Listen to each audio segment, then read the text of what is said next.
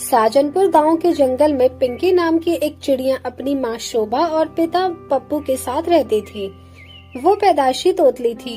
आसपास की पक्षी उसका अक्सर मजाक उड़ाया करती थी। ऐसे ही एक सुबह उठकर वो कहती है, पिंकी, अरे माँ, ओ माँ, आज मुझे आलू का पराठा खाना है, बना दो ना। शोभा, क्या आलू का पत्थर खाना है?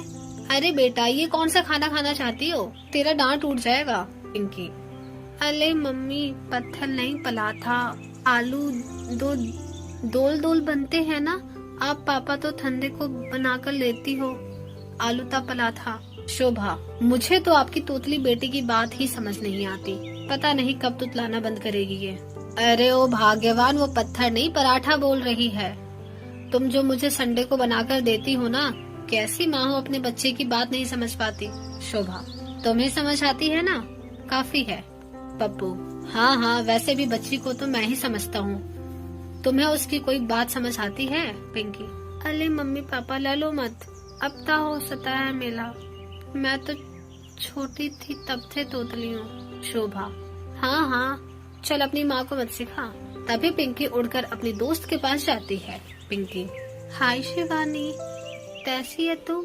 शिवानी, अरे देखो, तोतली पिंकी आ गई, अब इसका तो तलाना शुरू हो गया। हा हा हा।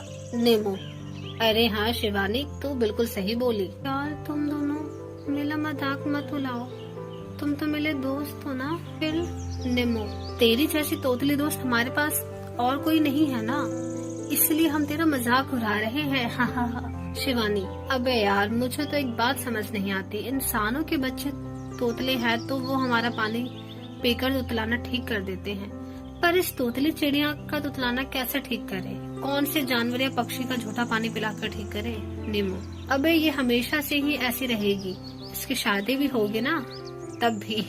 शिवानी, हाँ, उसे ऐसे बोलेगी, मेरे बाबू ने खाना खाया। पिंकी, हद हो गई, इतना तो किसी तो कैसे बेइज्जती कर सकता है।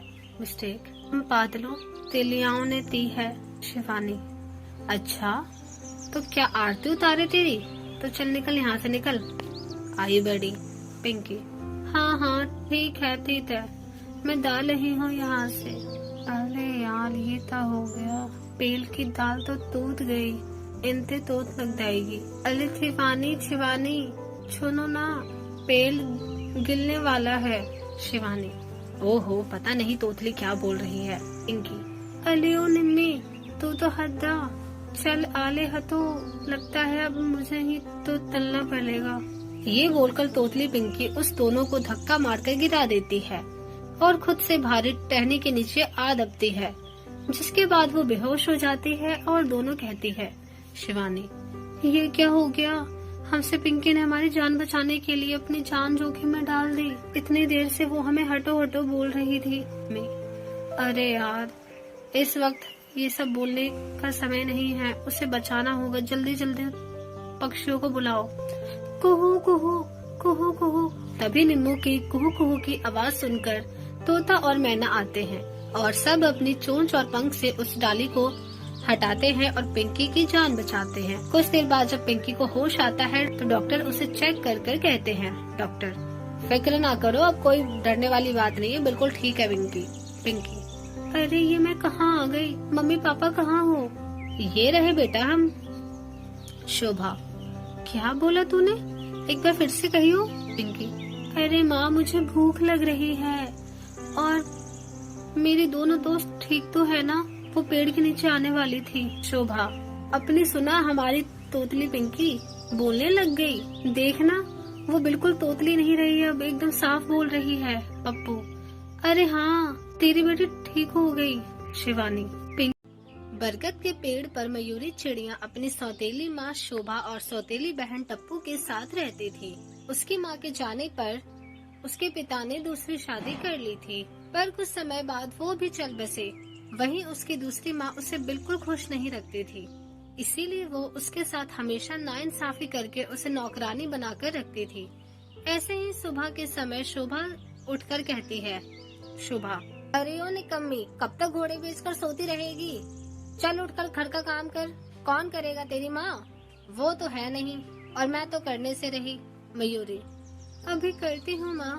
अपनी माँ की एक डांट से मयूरी उठकर घर की साफ सफाई करने लगती है। वहीं वो अपनी बेटी टप्पू के लिए बढ़िया सा नाश्ता बनाकर उसे देते हुए कहती है, शोभा, अरे टप्पू बेटा, ये लो तुम्हारा चॉकलेट शेक और पैनकेक खा लो, तुम्हें पसंद है ना?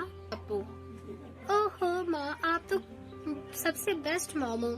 सुबह सुबह मेरे लिए हमेशा फेवरेट नाश्ता लेकर आ जाती हो। शोभा, अब अपनी बेटी के लिए नहीं लाऊंगी तो किसके लिए लेकर आऊंगी? जी भर के खाओगे? टप्पू, जी माँ। तभी मयूरी चिड़िया आकर कहती है, माँ मुझे भूख लग रही है, मुझे भी खाना दे दो। मैंने सारा काम कर लिया है, मुझे भी चॉकलेट शेक पीना है। शोभा, क्या बोला तूने? चॉकलेट शेक दूं? शक्ल देखी है? ये सब चीजें सिर्फ मेरी अपनी बेटी के लिए है, सौतेली के लिए नहीं। जा जाकर चाय पी ले, रात की बची हुई है, वही पी लियो, और दूध नहीं है।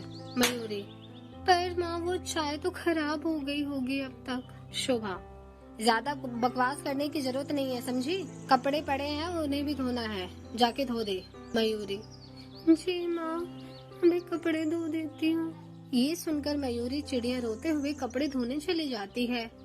यही नहीं, शाम को टप्पू का पिज्जा खाने का मन करता है तो उसकी माँ झट से ऑर्डर करके पिज्जा मंगा देती है। लेकिन जब मयूरी बर्गर खाने की कहती है तो शोभा उसे झाड़ू से मारने लगती है, जिससे वो रोकर कहती है, मयूरी, मम्मी पापा, आप मुझे छोड़कर क्यों चले गए? ये वाली मम्मी मुझे बहुत मारती है, बहुत सारा काम कराती है और कुछ भी खाने को नहीं देती। खाने को सारा प्यार बस टप्पू को करती है। Miss you mummy papa. शोभा, अरे ओ चुड़ैल, कहाँ मर गई? चाय लेकर आ मेरे लिए। तभी मयूरी चाय लेकर आती है और उस चाय पीकर वो फेंक देती है, फिर से उसे मारने लगती है। शोभा, निकम्मी कहीं की, ऐसा चाय बनाते हैं क्या? मयूरी, माँ मुझे मत मारो माँ। शोभा, जुबान बंद कर अपना, मैं तेरी माँ नहीं हूँ, तेरी सौतेली माँ हूँ, समझी? ये सुनकर वो बहुत रोती है। तभी शोभा इसे चलाते वक्त करंट खाकर बेहोश हो जाती है। मयूरी, टप्पू टप्पू देखो, जल्दी आओ, माँ को क्या हो गया? टप्पू टप्पू तो यहाँ है नहीं, मुझे तो माँ को खुद हॉस्पिटल पहुँचाना होगा। ये बोलकर तुरंत अपनी सौतेली माँ को हॉस्पिटल पहुँचा देती है, जहाँ डॉक्टर उसका चेकअप करते हुए कहता है, डॉक्टर, फिक्र की कोई बात नहीं है मयूरी चिड़िया, पर शोभा बहन, आपकी बेटी आपको वक्त पर ना लेकर आती तो आपकी जान जा सकती थी। शुक्र मनाइए कि आपकी बेटी की वजह से आप जिंदा हैं। शोभा, सच में? क्या मयूरी तूने बचाया है? टप्पू नहीं है यहाँ? मयूरी, नहीं माँ, मैंने उसे बहुत आवाज लगाई, उसने नहीं सुना। शोभा, भगवान, मैंने तेरे लिए कितना गलत किया, तब भी तूने मेरी जान बचाई। बेटा मुझे माफ करना, आज तक मैंने तेरे साथ सौतेला व्यवहार किया, लेकिन अब से तू मेरी बेटी है, तुझे भी मैं उतना ही प्यार करूंगी। मयूरी, सच माँ? शोभा, हाँ बेटा। इस तरह से चिड़िया को अपनी गलती का एहसास हो जाता है और वो मयूरी को भी उतना ही प्यार करने लगती है।